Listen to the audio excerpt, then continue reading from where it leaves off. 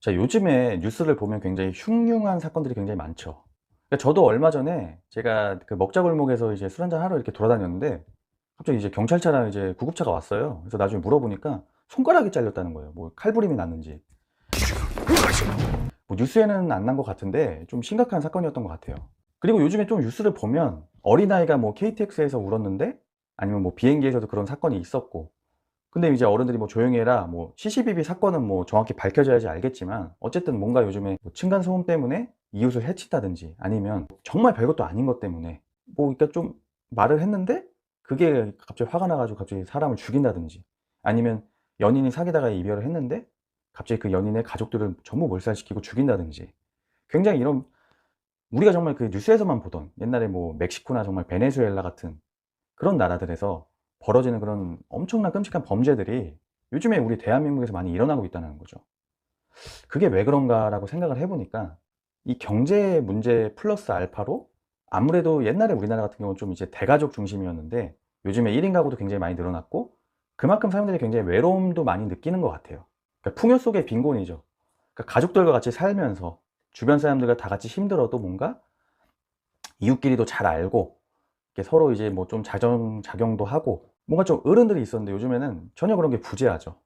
오히려 어른이 학생의 눈치를 보기도 하고 또 제대로 된 뭔가 책임을 지지도 않고, 또 얼마 전에 또 강남역에서 뭐 40 대랑 10대 학생이 싸웠잖아요. 그죠?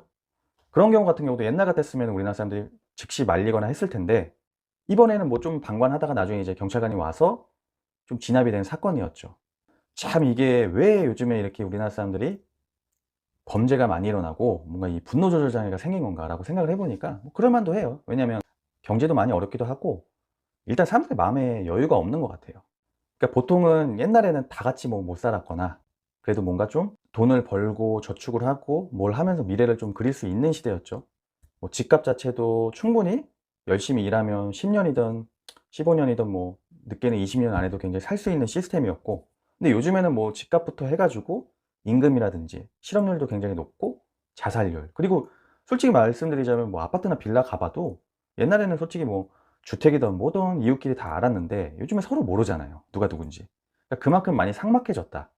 그게 요즘에 우리나라의 그런 분노 조절 장애, 그런 범죄가 생긴 원인이 아닐까 싶어요. 정말 별것도 아닌 일이거든요. 그러니까 상식적으로 위에 뭐 산후조리를 하고 있어. 아이들이 있어.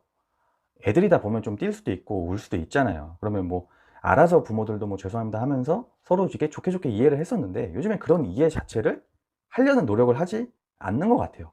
물론 이거 일반화는 아닙니다. 그러니까 전부 다 그렇다는 게 아니고 뉴스에 나올 만큼 정말 옛날에는 상상도 못할 일들이 요즘에 많이 벌어지고 있다는 거죠. 그랬을 때 제 생각의 대책은 아무래도 지금의 미래가 없이 정말 한탕주의 이런 것보다는 앞으로 우리가 미래를 꿈꿀 수 있게 그런 환경들이 조성돼야 될 것 같아요. 예를 들면 일본 같은 경우도 아베노믹스를 해 가지고 양적 완화를 해서 어쨌든 동일 노동 동일 임금 뭐 해 가지고, 일본 같은 경우는 어쨌든 국가 부채는 굉장히 뭐 200%가 넘는데 가계 부채는 좀 적잖아요. 그 당시 2017 년도였나 16 년도였나 그때까지만 해도 일본 같은 경우는 뭐 정말 오히려 구직자들을 기업에서 이렇게 모시는 입장이었잖아요. 졸업생들이 기업을 좀 쇼핑하기도 하고.